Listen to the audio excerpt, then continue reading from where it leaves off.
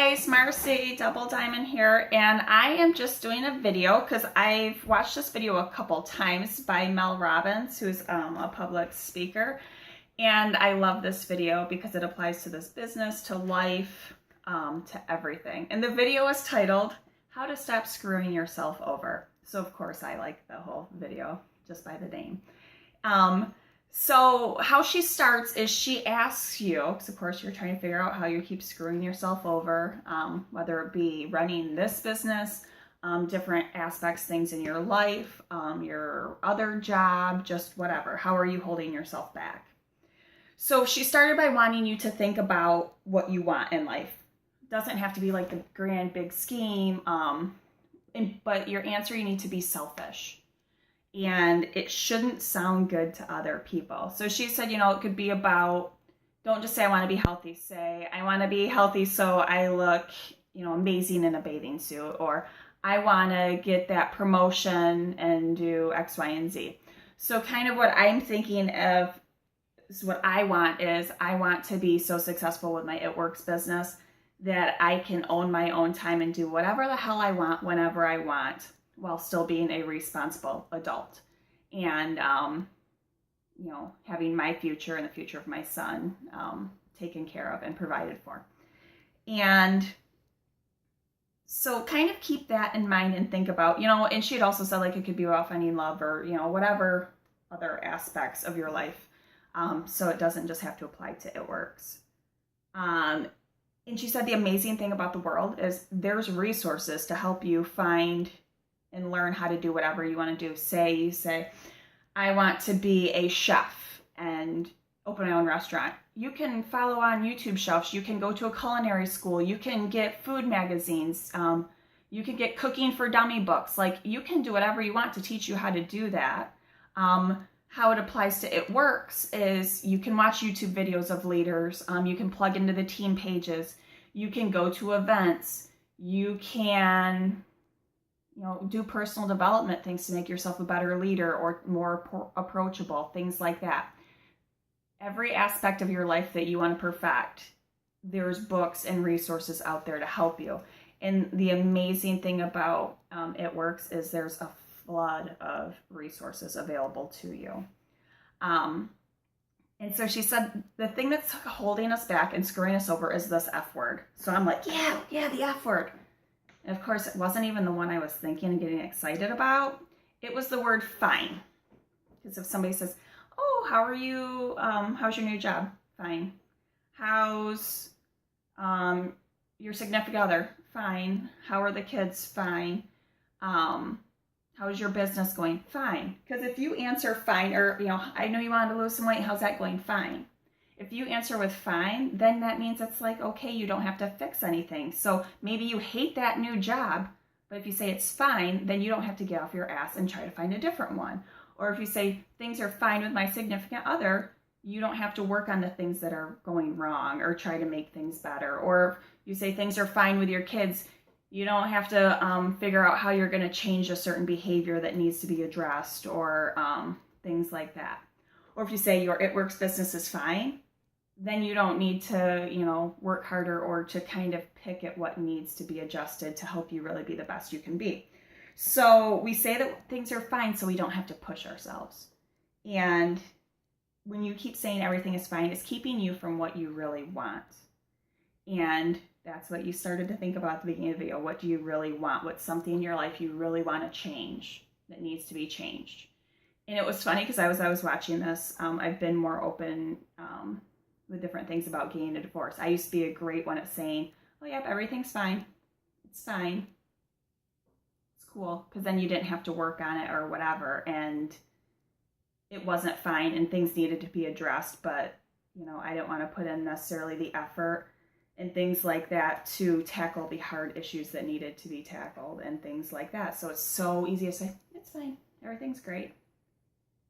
That's not a way to live life. And if you're at one of those jobs, like my teaching job is fine. It's fine. It's paying my bills. It's doing what it needs to do.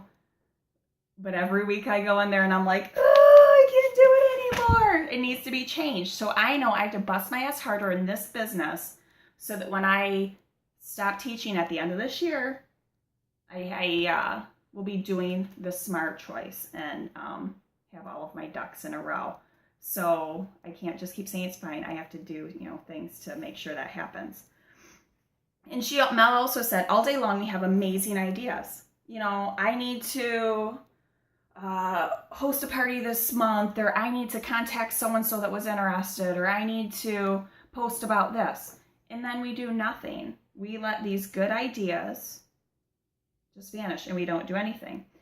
And what she said is, you're never going to feel like it. You're never going to feel like messaging back so-and-so that said to contact them in a week. So if you do nothing, your business isn't going to grow or do anything. Or you're never going to feel like cold messaging 10 people a day or hosting a party. I mean, you don't necessarily want to do those things, but if you want your business to grow, if you want the people under you to grow, you have to do certain things. So you can't hold yourself back because you're never going to feel like it. You're not going to feel like going to the gym. You're not going to feel like eating a chicken breast as opposed to something else that would taste so much better. But if you're having struggles in those areas of your life, you have to do some of those things. You cannot go by how you feel. You just have to listen to what it is that you want. And anything that is a break from your routine, it's going to be forced. I mean, I'll give an example because I know we have some avid alarm clock people. I am one that when my alarm goes off, I am up. I'm up, whether it be like I like to get up and look at Facebook for a few minutes before I actually get out of bed and start the day. But I am not one that can snooze the alarm. So if you want to break the habit of snoozing your alarm, you have to force yourself to break the habit. Or if you want to start eating healthier, you have to force yourself to do that. It's not just going to happen and you're never going to feel like starting. So that's why people say, oh, I'll start next Monday. I'll start next Monday. You're never going to feel like it when next Monday rolls around. So if you want to actually change something, you got to just do it. And if you want to, change your business, you can't just think about it and say it. You have to actually do it. Find somebody that will let you host a party. Find somebody that will do an online event. Force yourself to message at least 2 people a day. Start small and, work your way up. And your body sends you signals. If you're hungry, it tells you, or if you need to eat, your body says you're hungry. If you're thirsty or you need a drink, it says it's thirsty and whatever. So when you feel like you're stuck or you're just not happy in your life, that's your body telling you that there's stuff you need to work on. What she says, your need for exploration is not being met. So maybe you're disappointed in your job. Maybe it's because your 9-to-5 job is not challenging to you. Maybe you're feeling stuck in your marriage. Maybe it's because there's stuff that you need to work on. Not necessarily you need to scrap the marriage and start over, but maybe there's stuff that needs to be addressed and worked on and built up and things like that. So you're going to have to force yourself to be uncomfortable and put yourself in uncomfortable situations if you want to grow. So maybe the idea of you hosting a party is like the worst thing that's ever been brought up. It doesn't matter. You have to force yourself, especially if you have people underneath you that are needing to have parties. You can't just say that you can't and make excuses of why it will never work for you to help host. They enrolled with you. You kind of are there as a support system, and it's not like you can get double diamond and continually turn down parties. You have to start doing them. I know Kaylee and I avoided doing parties for like 7 or 8 months. Can only imagine where I might be right now if I would have just had one when Tara recommended it. When I first made my first video in April or whatever, I had to force myself to make it. Now it's comfortable to me. And it's not a big deal. Same thing with posting. When you post, you have to force yourself to post because it's like, oh, this is uncomfortable.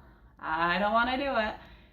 But you have to. If your goal is to make this business work for you, you have to be uncomfortable and grow.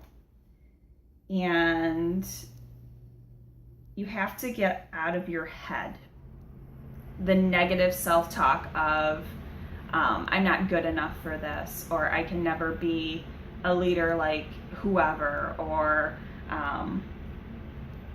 I don't know enough people. Just whatever the bullshit is that you tell yourself, you have to stop.